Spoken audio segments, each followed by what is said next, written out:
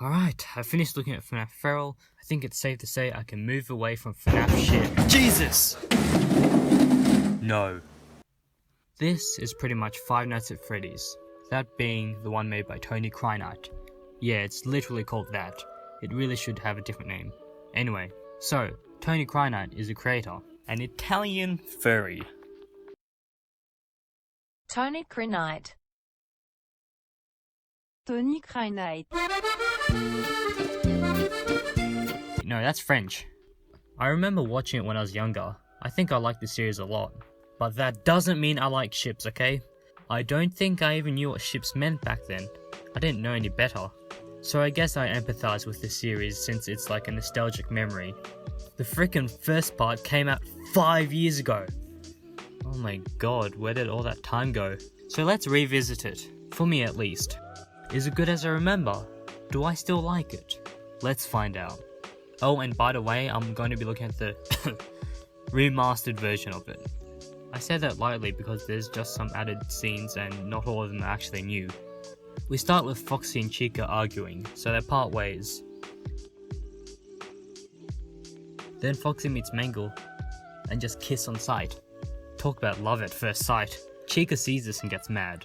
So mad in fact that she gets a machete in a pizzeria and wrecks Mangle. Chica's then like, "What have I done?" and runs away. Mangle then turns into a thin piece of spaghetti.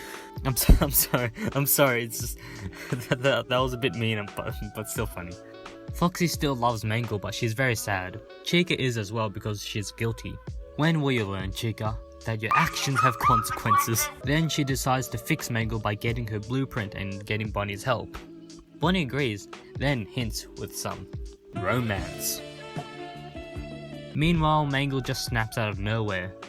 Bonnie and Chica look for her and... Oh my god, Chica, what the hell did you just do? Oh god, oh, my eyes. Okay, so they find her blanket, and then they get absolutely wrecked. But Foxy comes to the rescue, and then Mangle regains her senses and realizes what they were trying to do.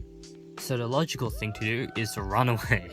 We also get a sneak peek that someone was watching them. Then the three animatronics decide to go on a quest to find Mangle. Meanwhile, Mangle meets the thing that was stalking Bonnie, Chica and Foxy earlier. And we get her first line of dialogue. Hello, my dear. Gotta give credit where it's due, the voice acting is pretty good. And it was cool to see the series get more sophisticated as it went. I remember being absolutely dumbfounded when I heard them talk for the first time. We get revealed that the stalker was none other than Springtrap all along. He makes Mangle even more guilty of her actions, then he says, "Marry me." Obviously, Mangle refuses, but Springtrap threatens that if she doesn't, he'll erase Foxy's memory, so she has no choice but to accept. Meanwhile, Foxy, Chica and Bonnie have difficulty finding Mangle, so they get Freddy's help. Freddy refuses at first because he's counting bills. Man, these Fazbear managers must be living the dream. The animatronics literally do the work for them. But the gang eventually convince him to join in for the ride. We go back to Springtrap and Mangle. Then Springtrap goes on a monologue about his past. You ready? It was on his Spring Bonnie and Fredbear, then Freddy came along with different ideas which they didn't like, so Fredbear planned to destroy Freddy, but shit fucked up and Fredbear died while Spring Bonnie was banished, but he didn't actually get banished and he hid in the warehouse with the lust for revenge.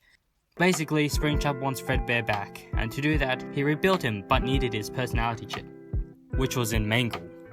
Mangle understands and forgives Springtrap, which triggers his PTSD. Post-traumatic Down syndrome. And flips the switch to deactivate Mangle and activate Fredbear. The gang arrive a little too late but find Springtrap. Is dead and... Where is she? Where is she? Oh, the loving fuck. Where is she? Don't worry, Mangle's here, but I'm afraid. And then an epic anime battle happens.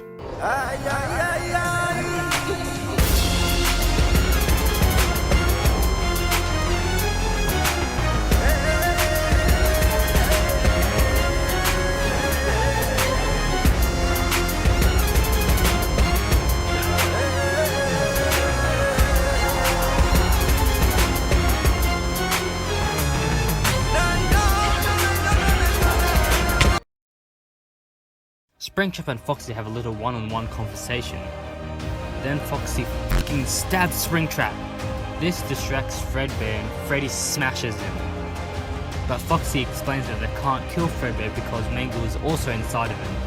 While that's all happening, Springtrap erases Foxy's memory. Springtrap then dies quickly after. It becomes a face-to-face with Freddy and Fredbear again, but this time, Freddy talks his way through. Which works, and Mangle's back. Yay! But Foxy is deactivated. So they repair Mangle and Foxy. Presumably, months later, things are somewhat back to normal, except the fact that Foxy has his memory erased. Chica is still guilty, but Bonnie tries to reassure her, and then, oh, is that romance I sense? Foxy and Mangle are still together despite what's happened. However, Foxy's memory is never coming back. But he still loves Mangle.